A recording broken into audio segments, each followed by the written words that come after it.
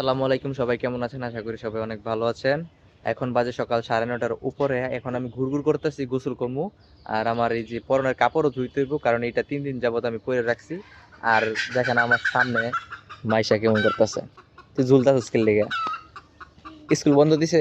না। বন্ধ নাই?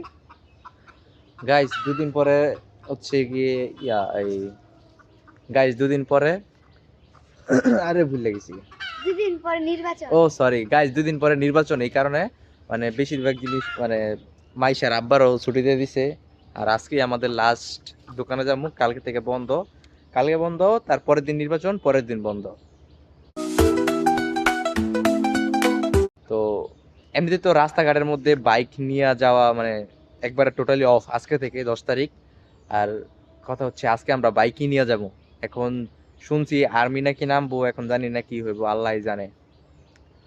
আমি বলছিলাম যে বাইক আজকে নিয়ে যাওয়ার দরকার নাই, তারপরও কইতেছে বাইক নিয়ে যাবো আজকে। এখন হে উপর ওয়ালে, তুই হি হামকো বাঁচা লে।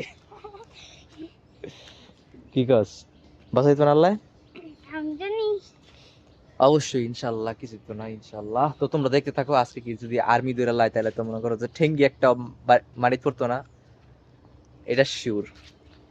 সো গাইস, আমি এখন গোসল করছি, আর গোসল করার উদ্দেশ্যে অন্তত আমার এই কাপড়টা তো ধোয়া হয়েছে। গত 3 দিন যাবত আমি এই কাপড়টা পরতেছিলাম।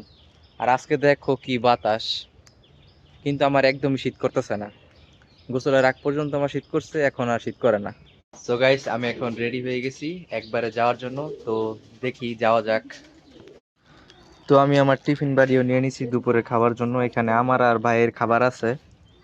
আর সামনে যেহেতু নির্বাচন, তো আশা করি রাস্তাঘাটের মধ্যে এখন আর কোনো সমস্যা হইব না। তো এই আশা নিয়ে বেরিয়ে যাচ্ছি আমরা। কারণ বাইক নিয়ে যাবো তো একটু ভয় লাগতেছে। তো দেখা যাক, রাস্তায় যদি কোনো সমস্যা হয় তাহলে তো দেখবাই, আর না হইলে নিশ্চিন্তে দোকানে যেতে পারি। আফরিনের চুলের কাটিংটা সেই হয়েছে, দেখা আছে আফরিনের দাদা আর আফরিনের বাবাই মিলে দিছে এই চুলের কাটিং, ডিজিটাল কাটিং। তো আপনারা যারা যারা এই চুলের কাটিং দিবেন তারা সবাই আমাদের সাথে যোগাযোগ করবেন। যাও যাও যাইতেছি তো, যাও জুস কিনে ওই জানতাম না। টাটা। খানিকটা যাওয়ার পরে জাইদুল ভাইয়ের সাথে দেখা, তারপর গাড়িতে উঠিয়ে নিলাম। এখন আমরা তিনজন আস্তে আস্তে ধীরে ধীরে যাচ্ছিলাম। এত জ্যাম বেঁধে যাবে তা কল্পনাও করতে পারিনি। এই জ্যামের মধ্যে আবার জাইদুল ভাইকে 5 দোনা মোড়ে নামিয়ে দিলাম। তারপর আমি আর ফাহাদ ভাই দুইজনেই চলে গেলাম আমাদের দোকানে। তারপর দোকানটা খুললাম, ঝাড়ু দিলাম, গিয়ে দেখি কারেন্ট নাই। আজকেও আমার আলাদা করে কাজ আছে জাইদুল ভাইয়ের দোকানে। তো ভাবছিলাম সরকারি যেহেতু 3 দিনের বন্ধ, দোকানপাট কিছুই খোলা যাবে না, তো আজকে সারাদিনে যা করতে পারি তাই আলহামদুলিল্লাহ। তারপর বসে গেলাম কাজে, কয়েকটা গিয়ার বক্স ঠিক করলাম, এই আর কি। গিয়ার বক্স ঠিক করতে করতে আবার আজান দিয়ে দিয়েছিল জোহরের, তারপর চলে গেলাম নামাজে। তো গাইস, আমি আছি এখন দোকানের মধ্যে। আবারও দোকানে এসে বসে রইলাম, আর ভাই গেছে নামাজে।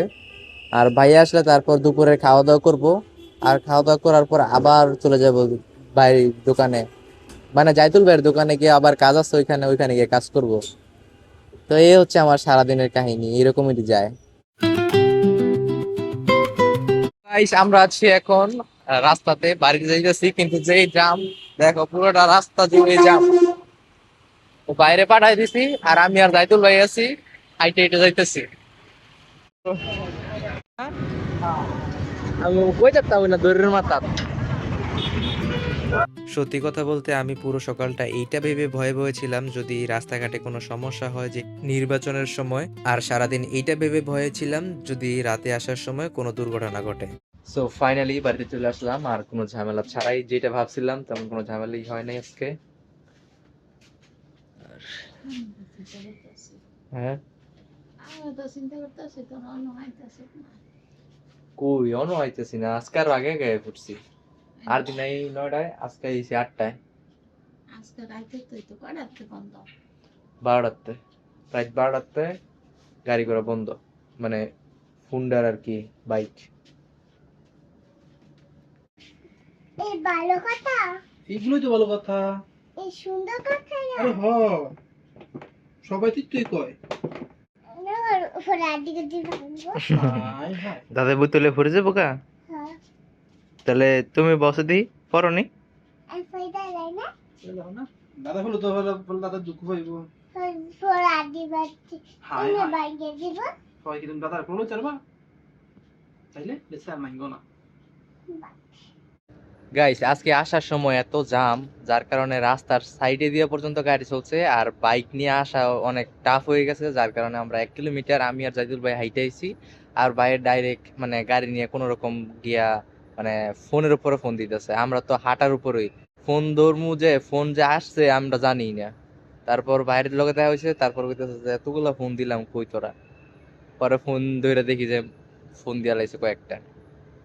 তো আই হোপ তোমাদের কাছে ভিডিওটা ভালো লেগেছে, যদি ভালো লাগে তাহলে অবশ্যই একটা লাইক করো, কমেন্ট করো, আর আমার চ্যানেলটাকে সাবস্ক্রাইব করো। সবাইকে ধন্যবাদ। আসসালামু আলাইকুম।